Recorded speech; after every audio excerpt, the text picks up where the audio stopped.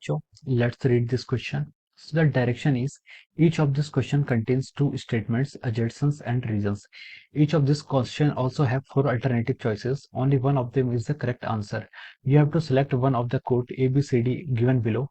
A is assertion is correct and reason is correct. Reason is the correct explanation for the assertion.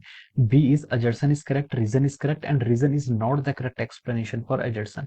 C is assertion is correct and reason is incorrect, and D is assertion is incorrect and reason is correct. Okay, so the given assertion is assertion के given आपको gravitational potential energy is maximum at infinity. ठीक है, gravitational potential energy maximum होती है infinity पे.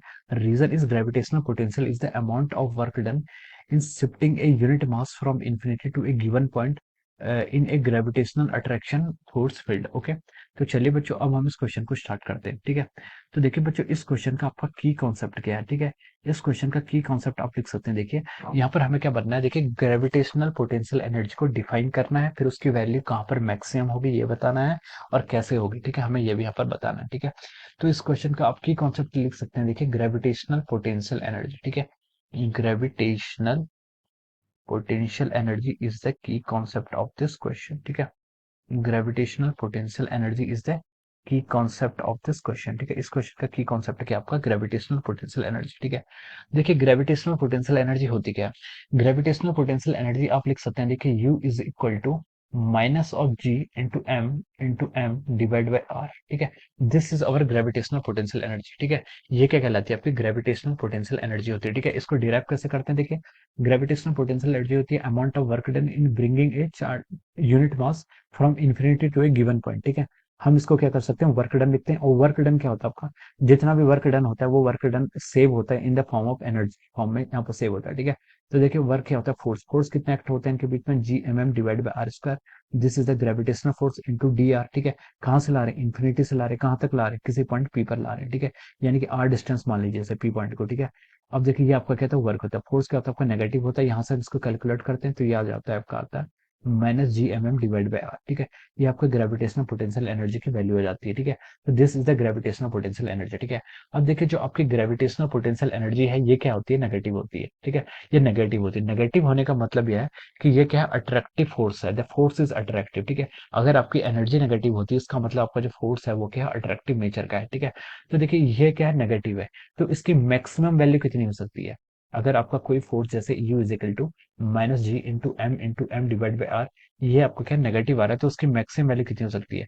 तो देखिए इसकी जो मैक्सिमम वैल्यू होगी वो कितनी हो सकती है जीरो हो सकती है. ठीक है, मैक्सिमम वैल्यू इसकी कितनी होगी आपकी जीरो के इक्वल होगी. ठीक है, तो हम लिख सकते हैं देखिए इसकी जो मैक्सिमम वैल्यू होगी यू की मैक्सिमम वैल्यू कितनी होगी जीरो के इक्वल होगी. और कब होगी जब आपका आर क्या होगा टेंडिंग टुवर्ड्स इन्फिनिटी, यानी कि जब हम इन्फिनिटी पे होंगे. ठीक है, अदरवाइज आप आर की कुछ भी वैल्यू ले लीजिए वैल्यू आपकी नेगेटिव ही आएगी. ठीक है, वैल्यू क्या आएगी नेगेटिव आएगी. अगर आप आर की वैल्यू इन्फिनिटी से लेस लेंगे तो यू की मैक्सिमम क्या होगा थोड़ा सा नेगेटिव होगा. ठीक है, फिर आप आर की वैल्यू जैसे जैसे बढ़ाते जाते हैं आपकी मैक्सिमम वैल्यू यू मैक्स की क्या मिलती है आपकी जीरो मिलती है. ठीक है, और बाकी सारे केसेस में इसकी वैल्यू क्या आती है नेगेटिव ही आती है. ठीक है, तो उसने पहले अजर्सन्स में हमें दिया हुआ है. ठीक है, तो अब हम देखिए क्वेश्चन की तरफ मूव करते हैं.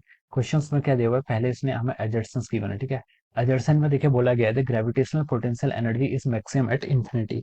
जो आपका ग्रेविटेशनल पोटेंशियल एनर्जी को मैक्सिमम है कहाँ पर इंफिनिटी पर. ठीक है, तो ये एजर्सन्स आपका क्या राइट है. ठीक है, मैक्सिमम वैल्यू आ रही है इंफिनिटी पर और मैक्सिमम वैल्यू कितनी आ रही है जीरो आ रही है. अब देखिए अब move now moving to region. Region में क्या दिया है gravitational potential energy is the amount of work done to shift a unit mass from infinity to a given point in the gravitational attraction force field. ठीक है, reason भी आपका correct है. ठीक है, ग्रेविटेशनल पोटेंशियल को हम कैसे डिफाइन करते हैं amount of work done in bringing a unit mass from infinity to a given point against the gravitational force of earth और एनी मास. ठीक है, ये आपका रीजन हो जाता है. ठीक है, तो देखिए यहाँ से आपका अजर्सन भी सही है और रीजन भी सही है. लेकिन देखिए जो आपका रीजन है this is not the correct explanation of the अजर्सन.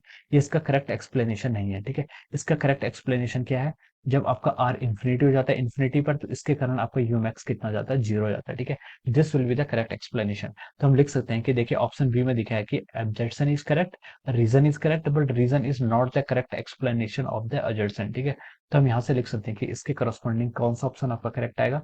आपका ऑप्शन बी क्या है इसके करस्पॉन्डिंग करेक्ट आ रहा है. We can write down that option B is the correct answer. ठीक है, ऑप्शन बी क्या आ रहा है इसके करस्पॉन्डिंग यहाँ पर आपका करेक्ट आंसर आ रहा है. Okay, so option B will be the right answer of this question. Okay, so I hope you all understood this concept. All the best and thank you so much.